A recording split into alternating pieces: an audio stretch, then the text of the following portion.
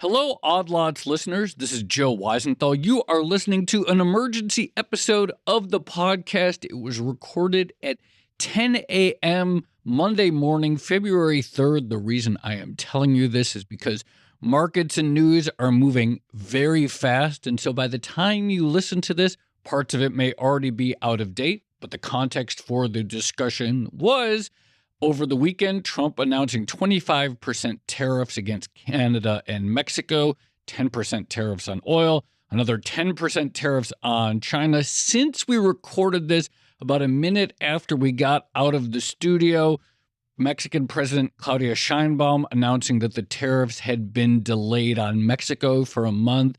We're still waiting to hear if something similar happens in Canada.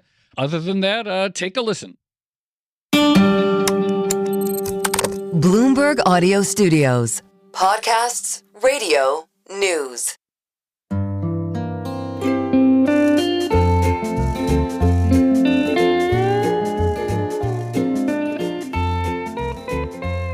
Hello and welcome to another episode of the Odd Lots podcast. I'm Tracy Alloway. And I'm Joe Weisenthal. Joe, how many of these emergency episodes do you think we're going to need to do over the next 4 years?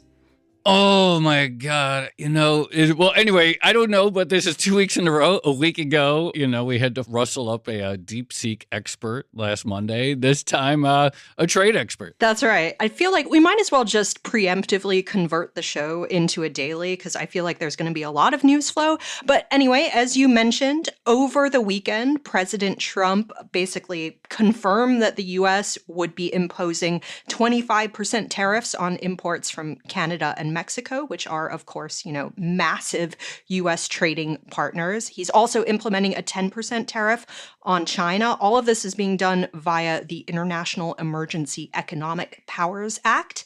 And the tariffs are supposed to become effective as of Tuesday, February 4th. And of course, a lot of stuff can change. The news cycle is very compressed at the moment, it feels like, and we're recording this Monday morning. So we'll see what happens overnight by the time this episode comes out. But in the meantime, there are a lot of questions. And who better to ask than Paul Donovan? He is, of course, chief economist over at UBS Global Wealth Management, someone we've had on the show quite a lot, and someone who's been following the ins and outs of the tariffs, including some of the technicalities of how they actually work, where I think there is quite a bit of confusion. So, Paul, thank you so much for coming on Odd Lots at short notice, too. No, thank you for having me on. Why don't we just start with, I guess there's a question that a lot of people have been asking. There's a lot of confusion, as I mentioned, about who exactly is paying these tariffs and when. And the Trump administration initially seemed to suggest that foreign countries were going to pay and that they were going to set up this external revenue service to collect the income. Now, though, there seems to be a lot more talk about Americans having to accept short-term pain for longer-term gain. A 25% tariff on Mexican or Canadian goods, where is that money actually collected and who is paying for it? So the US consumer is paying. There is no question about this. We have over 4,000 years of economic history on tariffs. There are literally clay tablets from ancient Mesopotamia detailing this. Consumers pay tariffs, end of discussion. The point at which the tariff is collected, though, is very important. The point of entry, when the goods arrive physically in the United States, that's when the tariff is paid. And that's why a 25% tariff does not fully equate into a 25% consumer price increase. 25% tariff would mean about a 10% consumer price increase. Explain that further. So essentially, if you think about it, the goods arrive in the United States. Your television has arrived from China in the port of Los Angeles. That's the point at which you have to pay the tariff. So you pay it on the value of the television at the point of Los Angeles. But after that point, the consumer's still got to pay for transporting that television around the country, for the advertising, for the wholesale, for the retail costs. Retailers take a quarter of your money to cover their costs and profit margins. So, of course, all of those costs add up to about 60% of the consumer price. The import price, on average, is about 40%. Okay, so maybe prices on maple syrup or avocados or whatever don't automatically translate to a 25% price increase because of the dynamics that you just laid out. But I guess the other question that's floating around in terms of the impact on the broader economy is, are these types of tariffs, net inflationary or net deflationary? Because on the face of it, it seems like prices will go up. That would add to inflation. But there's this sort of contextual impact as well, where you could see, maybe there are fewer jobs and slower economic growth as the US economy has to adjust to a new trade dynamic. And maybe that exerts downward pressure on prices. Net, do you see this as inflationary or deflationary?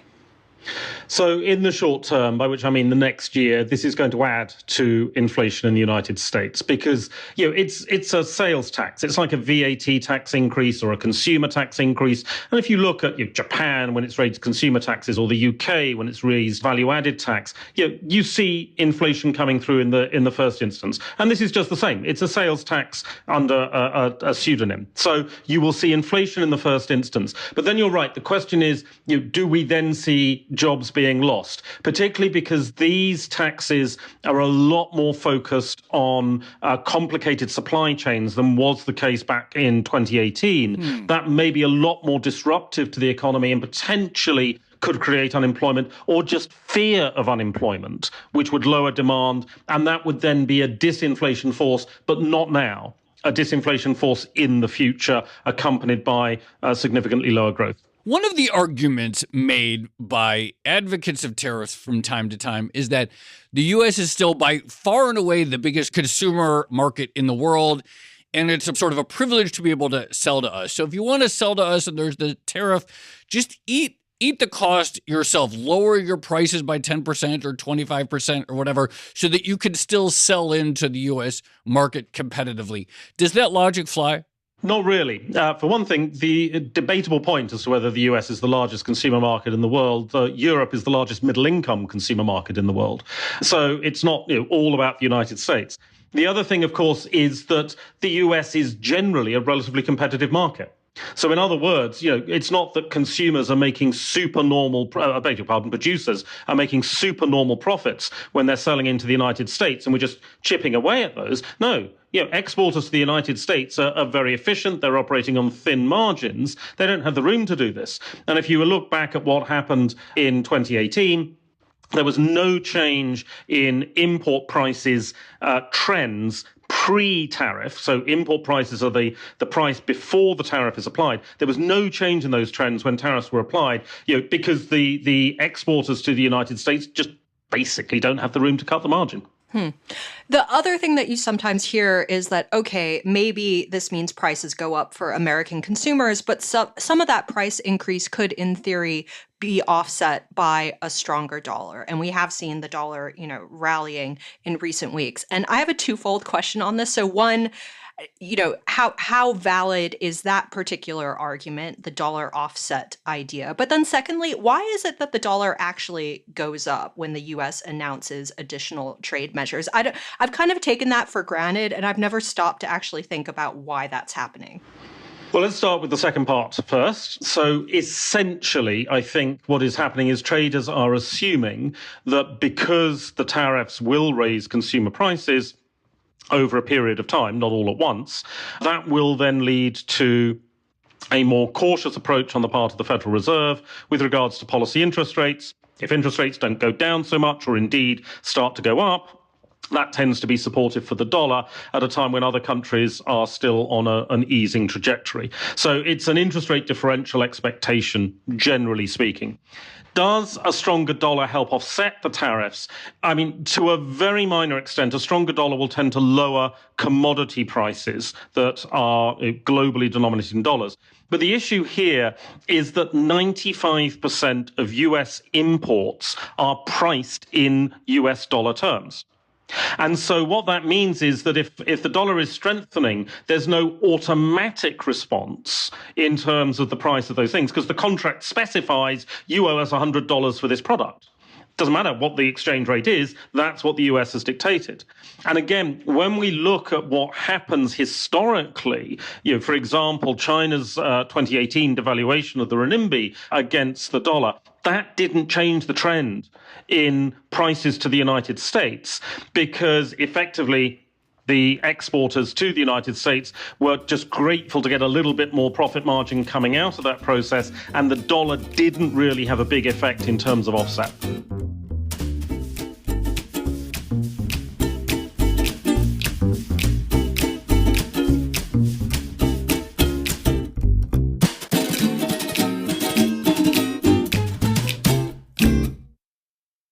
As of right now, by the way, it's now 10:12 a.m. on Monday the 3rd. Markets falling a little bit more. NASDAQ down 2.3%. S&P 500 down 1.78%.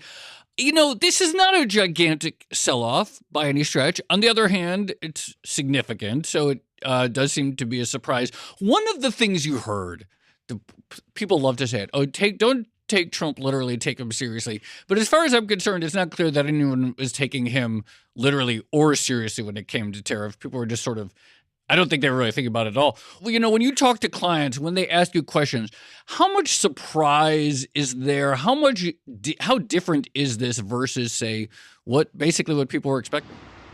I think it very much depends on who you ask. I think that quite a lot of clients in Asia had been expecting quite an aggressive tariff response because, of course, they bore the brunt of the tariffs in Trump's first term. Whereas I don't think that has been such an expectation in North America, and Europe is a bit mixed on this particular point overall.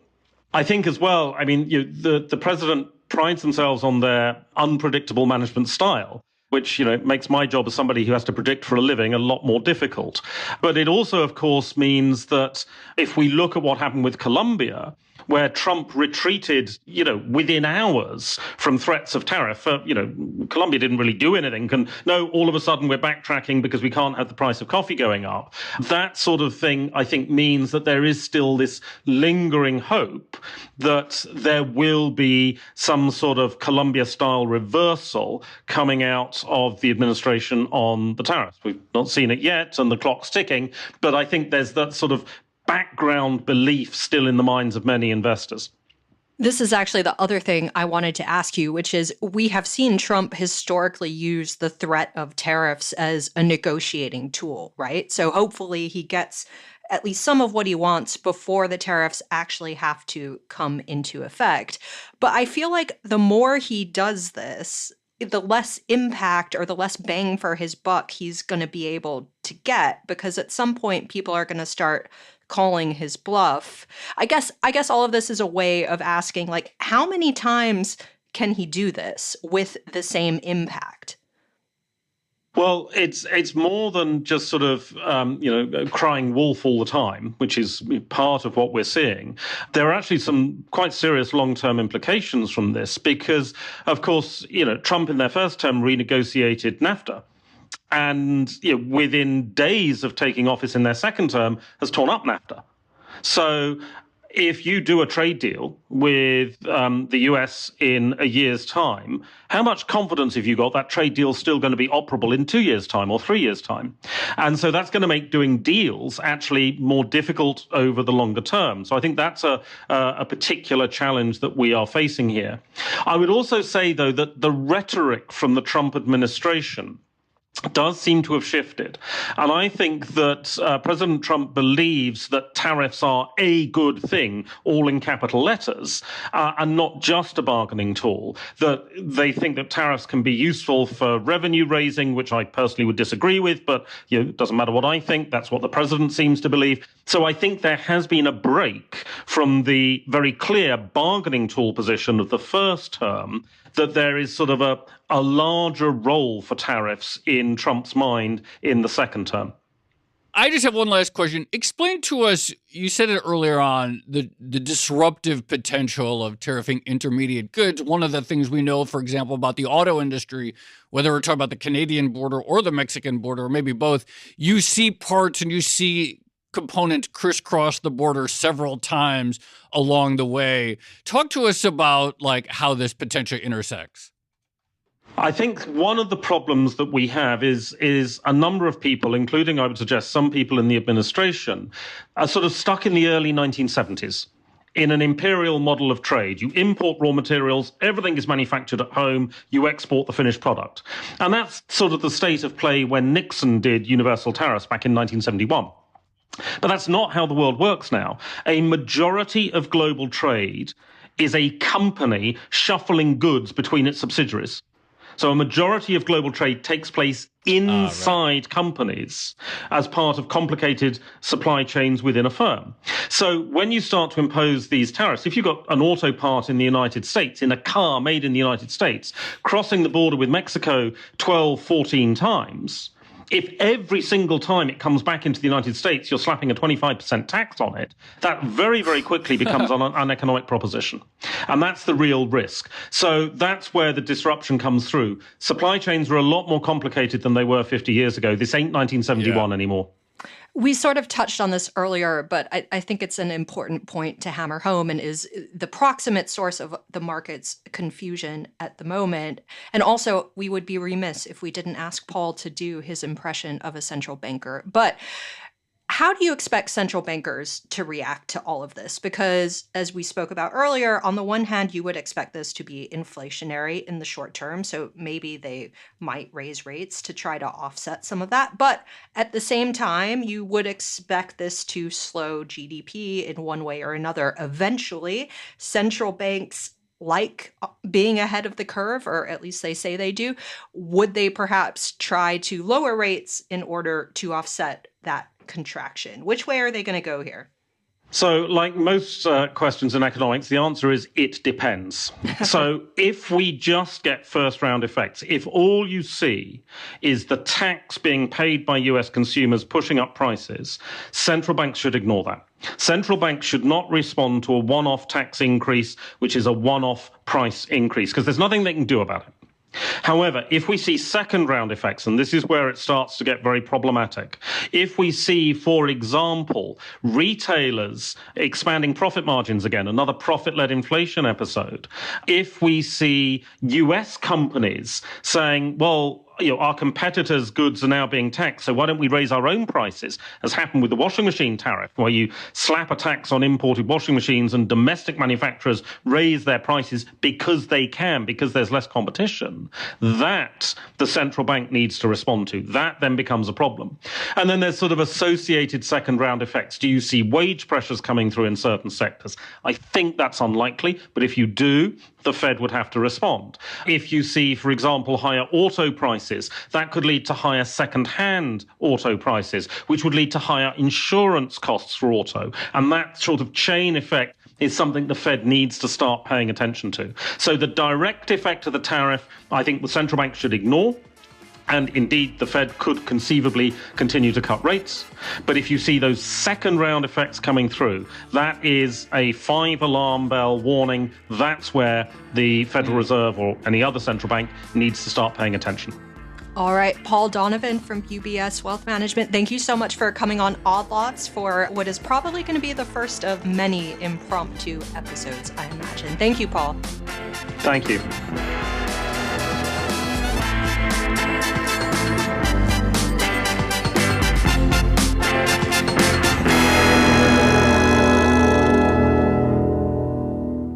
Joe, I'm really glad we could do that at short notice. Yeah. It answered a lot of questions for me and also kind of contextualized a lot of the big questions. I will just say, on that second order effect point that Paul made at the very end, I'm looking at my inbox right now at a note from Bank of America saying they expect U.S. car insurance rates to go up as a result of the tariffs. So, sort of already in motion. The two big things for me are, A, the sort of real risk of the second order effects, all these other things that could happen, the more persist. And then this idea, I like what he called, the imperial model of trade, where one, the old style, you're importing raw goods, you build it all here, you export it, you capture that value add. versus these really complex supply chains where something goes across the border multiple times. And then to your point and to your question, I thought this was key. Like, even if these get reversed really quickly, the idea of like, well, what does that mean for the prospect of any sustained sort of free trade bloc or free trade zone? That it's also rip-upable, I think, is really key. Yeah, lots of questions. Time to start brushing up on our tariff and trade history. So shall we leave it there? Let's leave it there. This has been another episode of the Odd Lots podcast. I'm Tracy Alloway. You can follow me at Tracy Alloway. And I'm Joe Weisenthal. You can follow me at The Stalwart. Follow our producers, Carmen Rodriguez at Carmen Ehrman, Dashiell Bennett at Dashbot, Cale Brooks at Cale Brooks. For more Odd Lots content, go to Bloomberg.com/oddlots, where we have transcripts, a blog, and a newsletter. And you can chat about all of these topics 24/7 in our Discord, discord.gg/oddlots. And if you enjoy Odd Lots, if you like it when we do these emergency episodes, then please leave us a positive review on your favorite podcast platform. And remember, if you are a Bloomberg subscriber, you can listen to all of our episodes absolutely ad-free. All you need to do is find the Bloomberg channel on Apple Podcasts and follow the instructions there. If you're a subscriber, you'll also get access to our daily Odd Lots newsletter. Joe and I are going to have some thoughts on the tariffs in there as well. Thanks for listening.